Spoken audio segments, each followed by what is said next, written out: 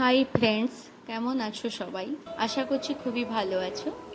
তো বাইরে আজ ভীষণ বৃষ্টি হচ্ছে, তো মনটা আজ খুব চিকেন কষা করছিল। তো শাশুড়ি মাকে আমি বললাম চিকেন আনার জন্য। মা বাজার থেকে একটু চিকেন এনে দিয়েছিল।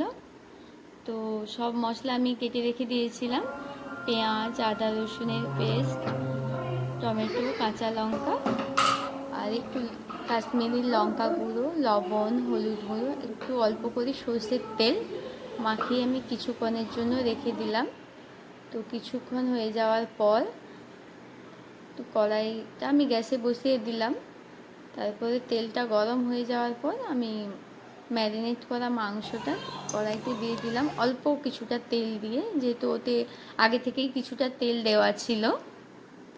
তো কিছুক্ষণ কষানোর পর আমি একটু জল দিয়ে দিলাম।